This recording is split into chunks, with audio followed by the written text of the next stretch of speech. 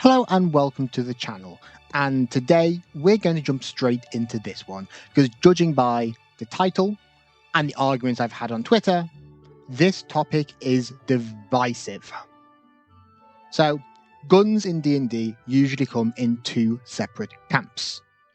You're either on the side of no, guns don't suit the themes of D&D, and hell yeah, cowboys, pew pew pew. And obviously the correct answer to should guns be in D&D is whatever works at your table is correct and completely fine. But that would be a really short video. So we're going to talk about the ins and outs of using guns in D&D, my own personal views on the matter, and at the end, I'm going to suggest the answer for everyone's questions and will make everyone at your table satisfied with the answer. Should guns belong in D&D? So I'm going to open up this video by saying that in the two camps, I align much more closely with no, guns don't belong in D&D. And obviously, as this video goes along, I will make my reasonings and my arguments for why I personally believe that.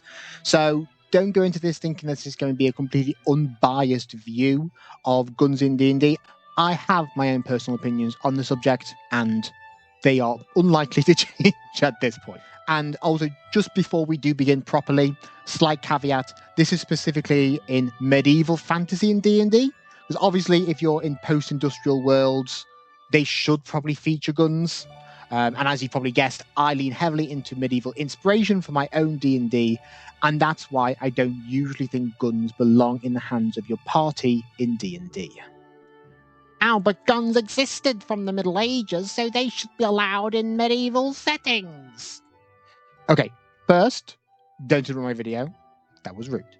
Secondly, yeah, you're right. Guns should exist in medieval fantasy.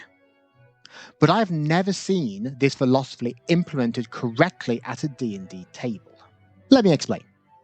Because of the very nature of how D&D leveling system works, a player might start off with a very basic medieval style gun, but by the end of the game, they're walking around with Lee Enfields, revolvers, and machine guns. Now, this may not be a huge deal for people, and that's fine. I say whatever works at your table works. But it's the equivalent of showing up to a game set in Victorian London as a helldiver and saying, I don't know why you have a problem with this, guns existed in Victorian London. And by the way, those examples are equally as distant across the chronology. So, people think I'm picky for having problems with more modern firearms in Dungeons and Dragons, and, this is the same equivalency. And I don't think I really need to tell you what impact this would have on the world and why it wouldn't fit into the themes of the period.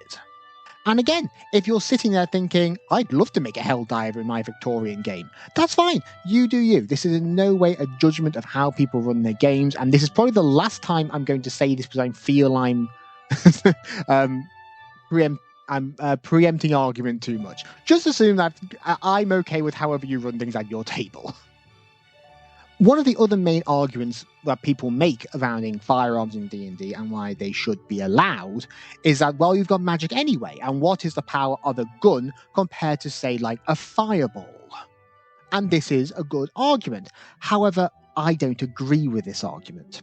Because to me, the main difference between a fireball and a gun is that anyone can pick a gun up, point it at someone, and kill them with it. To learn Fireball, however, a wizard can only cast Fireball from level 5, meaning that in order to cast this spell, you have to be a pretty experienced wizard, or at least a reasonably experienced wizard. And then on top of that, you can then cast it twice a day. So, yeah, you might have sort of like a handful of wizards that can cast 2 fireballs. Compare that to, say, like a medieval militia, all equipped with guns. And now the second you implement more modern firearms, like revolvers or Lee Enfields, that an artificer could make and just hand them out to the local guards, you now have a modern military in the middle of an otherwise medieval setting. And that power disparity, you could 100% have a really cool story about obviously how modern weapons versus the old magics. Great story, brilliant plot points, could be a lot of fun. But this is why I normally don't like how guns are implemented in D&D. This leveling system, so commonly believing that the guns will need to be upgraded as you go along. Which is why I've never put firearms in the hands of my players whilst playing in fantasy or medieval fantasy settings. But I've also never tried. And this got me thinking, because, this isn't a negativity channel. This isn't a channel about saying what you can't do or what you shouldn't do. This is all about building up. And so I set myself the challenge: how would I implement firearms for my players in a medieval fantasy setting? And as such, I wrote my own subclass for the occasion. You can download the subclass. It is available. Link should be down below on my drive-through RPG. It is just pay what you want, so feel free to pick it up for nothing. But let me know what you think. This was my workaround for how to make firearms in a medieval setting for my players. So for this class, I didn't want to focus around the idea of constantly upgrading your war gear, because again, you start the game with a culverin, you end the game with a Lee Enfield, and that's not what I wanted to go. So instead, I wanted to focus around, instead of a gun inventor constantly inventing new weapons, I wanted to have a warrior, a fighter, who was proficient in firearms. And my historical inspiration were the Hussites. You'll know the Hussites if you've played Kingdom Come Deliverance 2, or at least you'll know their forefathers. You don't need to know much about the Hussites. Essentially, they were just a rebellion in modern-day Czechoslovakia. Modern-day Czechoslovakia. Oh, I need to update my map knowledge. In the modern-day Czech Republic and the surrounding areas. In the modern-day Czech Republic and the surrounding areas, they fought off heavily armoured professional medieval armies with a bunch of guys with boomsticks. As such, I wanted to lean into the heavily armoured aspect of the fighter, who could be a frontliner while still wielding these firearms.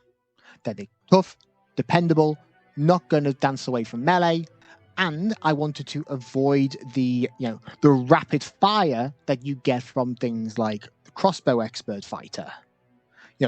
I felt like firing off, potentially up to four bullets a turn felt very unrealistic for what type of medieval firearms that we're looking at. So let's break down, let's have a look. And so to achieve the feel of this slow to reload but powerful weapon, I changed the reloading mechanic that you find in 5e and instead replaced it with the firearm ability. This means that instead of just being able to reload, you have to spend an entire bonus action to reload your firearm, which does, for the most part, limit you to only one shot a turn. The Handgonner subclass, however, can use one of their attacks to reload instead of having to use a bonus action, which does free up your bonus action to do other things such as Second Wind. Additionally, to represent the more steady hand being more important than actual accuracy of trying to hit with a smoothbore gun, the handguns use your constitution modifier instead of your dexterity modifier when figuring out all of your modifiers. But things don't end there. At 7th level, the handgunner subclass can replace one of its regular attacks with a specialist shot, which replaces its normal attack with an AoE attack instead. And unlike most other abilities, these can be used any number of times to represent your specialist and ammunition. I've also included a black powder expert feat, which will allow other classes, not just the handgunner subclass, to use firearms and has some other benefits as well. But yeah, that's basically the handgunner. There are obviously some other rules associated with this, but as I said, you can download the PDF below to get the full picture of exactly what you might want included, and hopefully should provide some inspiration for your tables. But yeah, with one of the most controversial questions in D&D answered, I've been the Bearded Halfling, and thank you for listening.